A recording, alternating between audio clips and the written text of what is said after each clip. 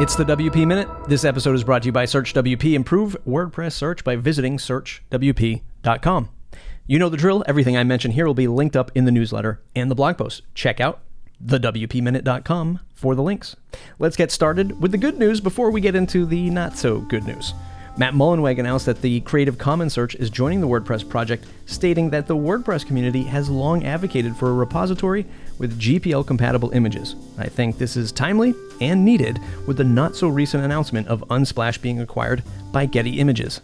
Now time for the not-such-good news. What the FLoC? First, what is FLoC? Well, here's the definition straight from Google.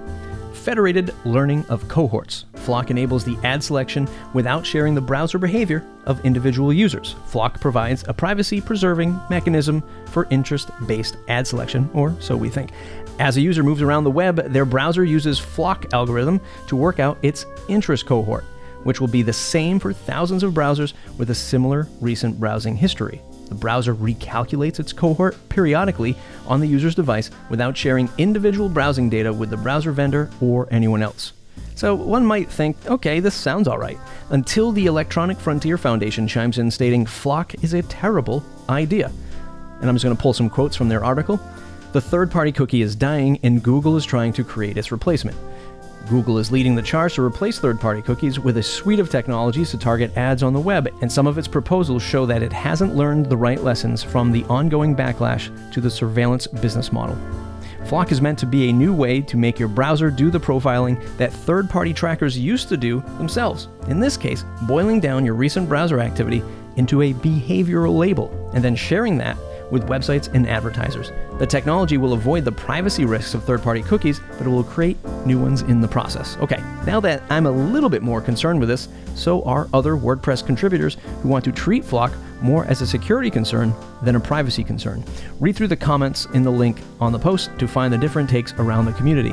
There's even a track ticket dedicated to monitor the concern.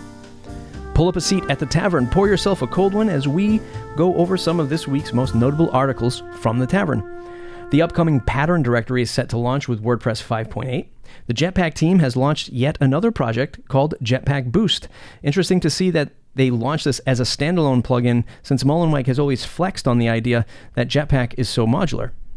An interesting conversation around banning companies that run competitive ads against WordPress from sponsoring WordCamps is open. Well, until today. It's already closed, but check out the conversation happening on the thread so you can see everyone's take on the matter. I think on the surface this makes sense, but there's also some gray area, even how Automatic leverages cross-branding of WordPress and WordPress.com.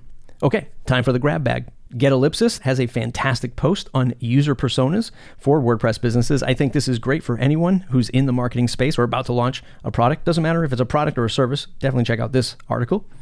Our friend Bob WP from Do the Woo has a fantastic episode on his Do the Woo podcast, most recently interviewing, I won't even try to attempt his name, but he's one of the masterminds at Automatic behind Gutenberg.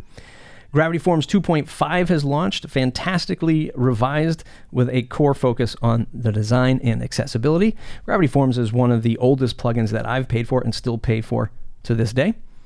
Brainstorm Force has a fun video poking fun at the Wix and WordPress competition, but definitely this time more so at Wix. Okay, that's the WP Minute. Go to thewpminute.com.